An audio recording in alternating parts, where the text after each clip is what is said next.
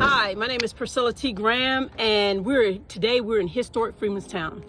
Everyone, anyone, whether you in the world, whether you in the United States or whatever, need to come to FreedmensTown to experience living history that's live, that you can feel, touch, and see. Because this is the mother ward of FreedmensTown, of Houston, and it's one of the untold stories in the city. So you need to come. You don't have to read about it in a history book. You can come, touch it, feel it, and see it. So come walk the over 100-year-old brick streets in FreedmensTown and become part of history. I'm Sharonda Johnson. I'm the Vice President of the FreedmensTown Association. So when you come out here, 9 times out of 10, you'll be meeting or seeing me.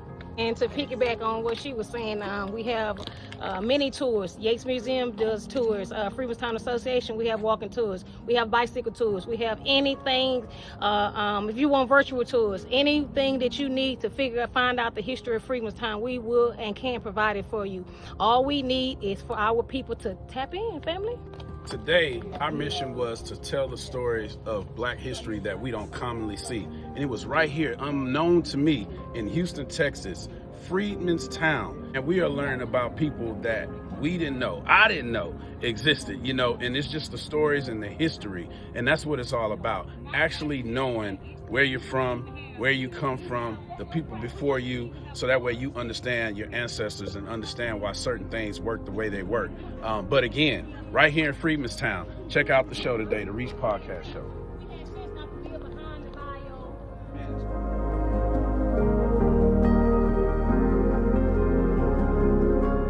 to build when they came in and started building places for people to rent. These are the type of buildings they built, like the 2 stories. Gotcha. And what the significance is about this building is that usually the business was downstairs and they lived upstairs. But this building was built for rentals. And like those shotgun houses that your uncle was asking about, those were the houses that people had Black folks build for them to rent them out to people. Those are rentals. So we provide affordable housing where you do not have to be on housing or any other government programs. We actually provide the programs for you, so you don't have to be,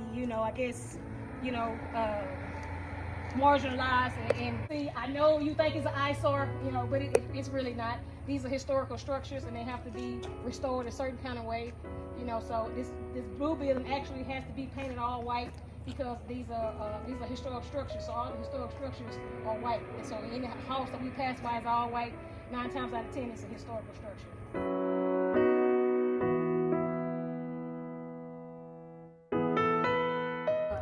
So we actually have 3 beautiful queens that have 20+ years of engineering, coding, and STEM and technology programs actually guiding our youth. So as of now, we only have space for 5 because we have limited space, but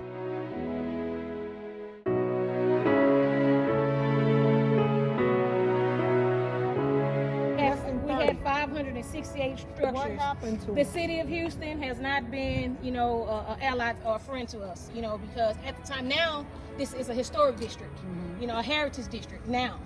But at the time, we had the federal protections, but we didn't have the local protections. And so the city of Houston used that as a catch-22 to come in here and destroy, right. And so that's why we had to lay in the brick streets. That's why we had to, fight them how we did, because, the city is just a big bully.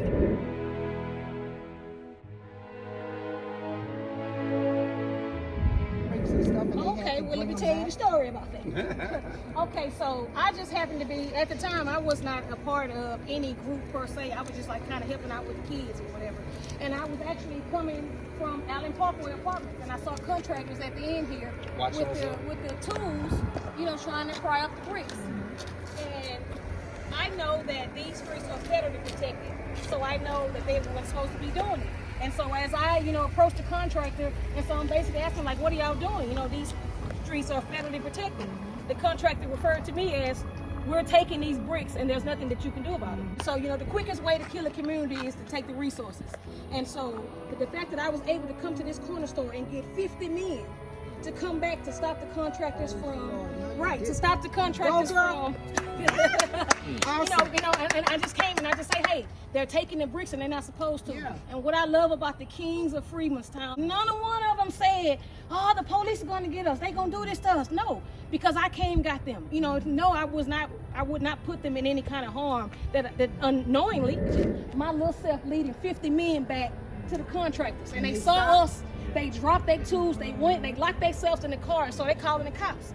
They're calling the cops. At the time, Anise Parker she was the mayor then, she was actually having a press conference. And so instead of her have the knowledge of what she's speaking of and who she's speaking of, and so she referred to all of us as drug dealers, we were troublemakers, and we were standing in the way of change.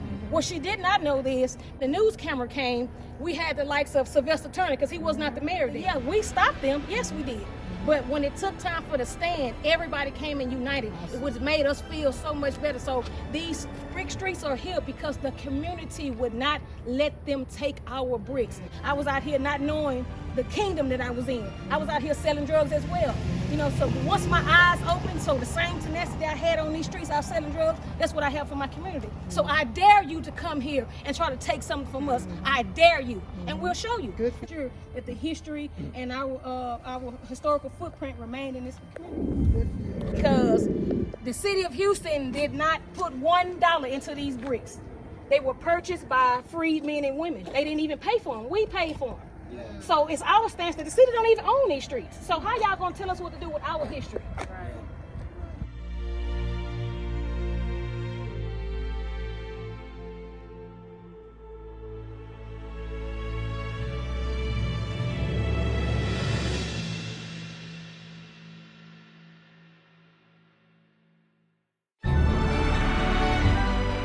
Is from FreedmensTown. You don't have to have been here. You are from here. If you black culture in Houston, then 9 times out of 10 your descendants came from FreedmensTown. Houston's first black everything comes from FreedmensTown, and that needs to be noted and stated more. So it should not be. We shouldn't have to keep doing these kind of tours for education. Like, this should be in history books, but we know why it's not in the history book, because it points to our greatness. It points to something, and FreedmensTown has a legacy that does not have a slave narrative. Everything done down here was done by freed men and women. Don't let them tell you the slaves didn't do anything down here. Freed men and women did everything here.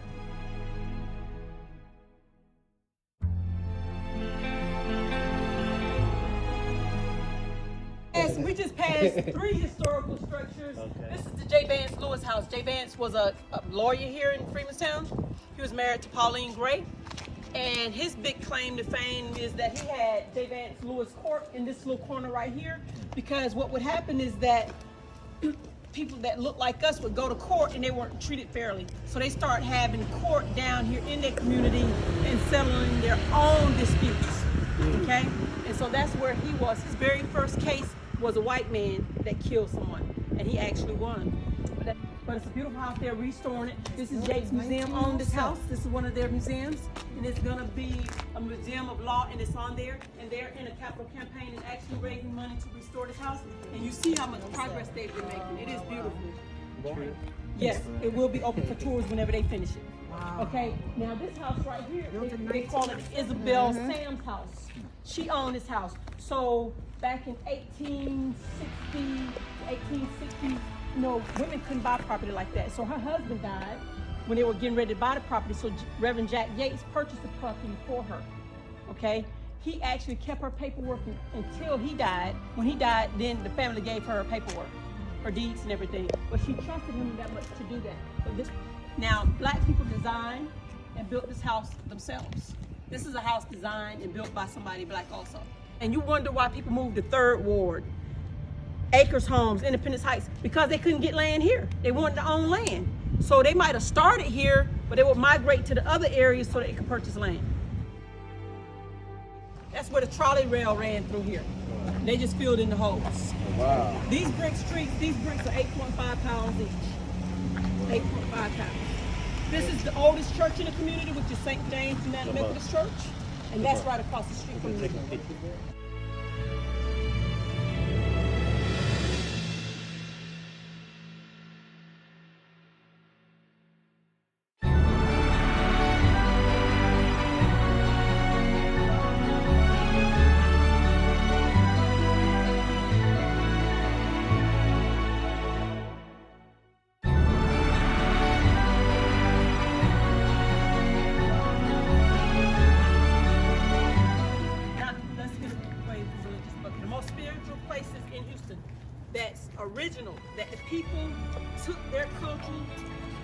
into the Greeks. That's why it's so significant. They say this is the place for the crossroads between our world and the spiritual world.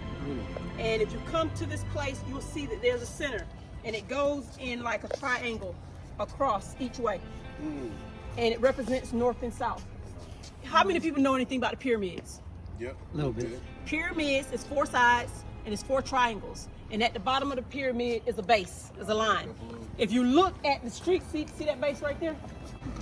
So the pyramid has 4 triangle sides, 4 sides.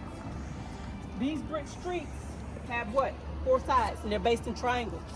And they go north, east, west, and south. I'm looking for the center of it right now because it's wet. I can't necessarily, I think it's right here. Right there, yeah. Yeah. So you north, east, west. If you look at the sides, it's a base. See right here, behind you, it's a base. Line going straight across, right? So if you took this from the center and pulled it up, take it from the center and you pull it up from the center all the way up to the top, what would you see? It'll be in the shape of a pyramid. So they took their culture, they could not build a pyramid again, but they took their culture and put a pyramid right here in here. That's why I'm saying you cannot take this up because it was laid by them with their religion. It's right here so deep you can't even figure it out. Ooh, my ancestors smart.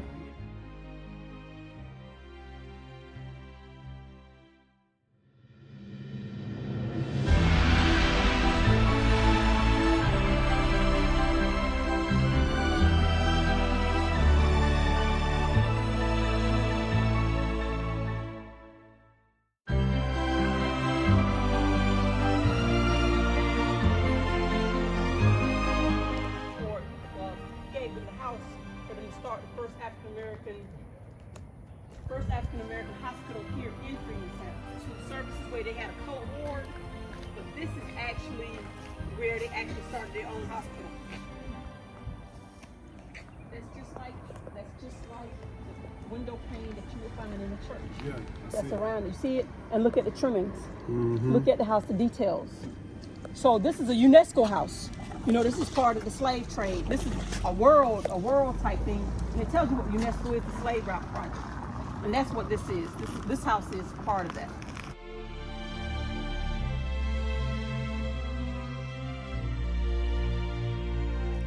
Look at this right here. This was brick all the way around. Look at the diamond shape inside the brick. You see that? You could actually stand up under that house, how high it is. Yeah. It's real high. And so that's the information that's on there. So his wife was named Emma Pillow. This is where Jack Yates' house was built. This is where his house was. He bought this property. He bought this property in 1869. Wow. This property has been in their family since 1869. They still own it. That's amazing. How many people you know still own property from 1869? But he not only bought this lot, he bought that lot and some other lots. So he bought he owned a lot of property. Okay. This right here is the this is the R.B.H. Yates house. This is his son's house. His son built this house in 1908. And the Yates Museum is in this house right now. This house was restored with 80% of the original material. And they actually have historical stuff in there also, like inventors. Ms. Lou has an inventors room where she usually do the presentation for that, all the black inventors. She went and got all the patent numbers and all that stuff for it.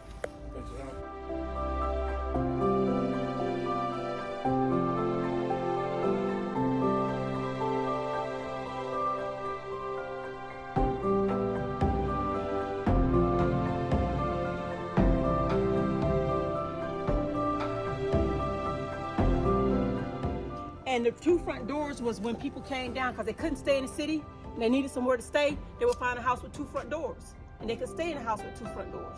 Family was stayed on one side, and then the guests stayed on the other side. The family entered on one side, the guests entered on one side. Okay? Airbnb. Yeah, this is your first Airbnb. Yes. I mean, because back then you never knew when you had to take somebody in. And guess what? They're not in the green book, but that's what your green book looked like. Wow. Isn't that cool?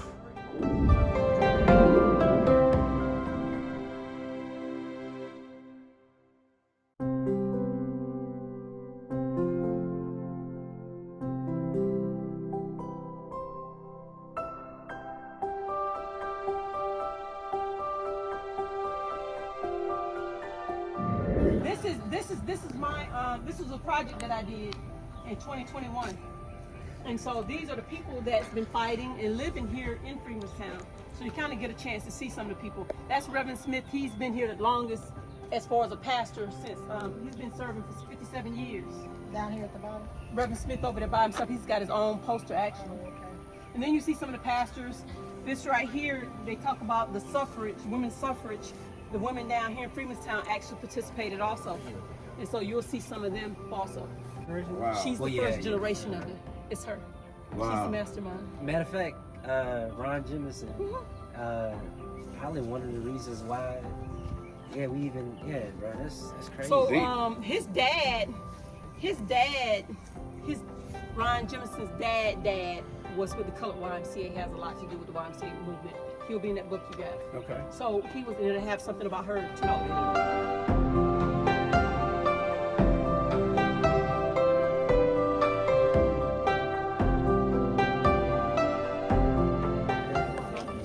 Reverend Jack Yates that we talked about. That was the lawyer, right? And yes, and this is Pullum. This was his house. Man right here. And this is Pauline Gray that we talked about her with Jay Vance. And this right here is Emma Pullum, which is, they lived here. And then so we got what I did was put some of the oldest churches in here. This is Antioch that we talked about, 1866. That's right. This right here is St. James. Macedonia is the second oldest church in the community, and that's Bethel. Is there any correlation between like black starting in Freedmentown and branching out to like Sunnyside or anything like that? Well, you know, Sunnyside was a white community, and so they decided to let black people in, and they planned the community. So they built like they do today. You know, like you have 5 plans. You have 5 plans of houses that you have, right? And I'm gonna say you can buy this plan, this plan, this plan, and you can move in here. And that's what they did. Actually, I met a man, 95 years old. He must be 96 now. And he said, because he originally from First Ward, what he said was when he bought his house in Sunnyside, they had 5 plans. You pick the plan that you want and they build your house. And they had it on certain streets. And that's just it. That's all you get to pick. And when one was ready, you go in your house. It was built in 1895. They call it the Bradley Marshall House. But before Bradley Marshall ever moved in there, a white family stayed there first, like in the 1800s. And so this is Macedonia. This is the second oldest church in the community. That's still here.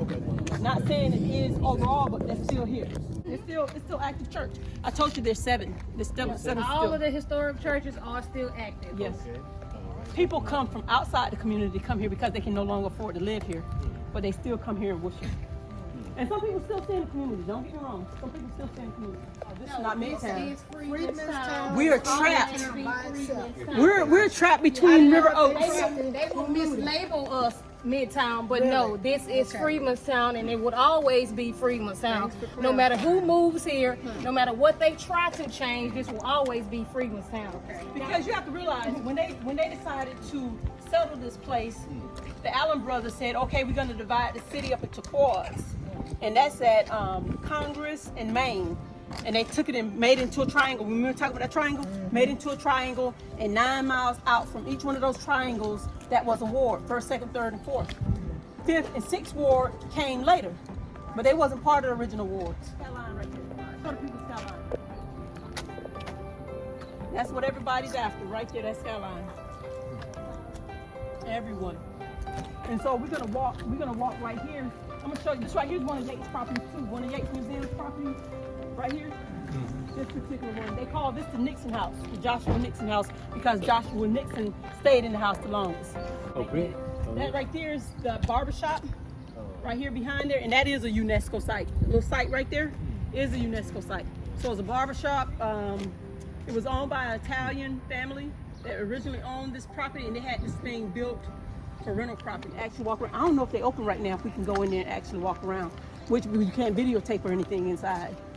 But you could go in and see it. It's a good, you can just get to see a lot of things. And a lot of things that they have in here that we showed y'all that you could actually see, they got pictures of it inside.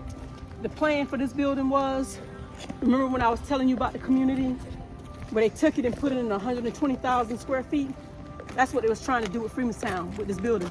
Take everything from FreedmensTown and put it inside this building and eliminate the community. That's why you see the pictures and stuff in there, but guess what? We are resilient people. Up there, see where it says Gregory School? This is the front entrance of the school right here.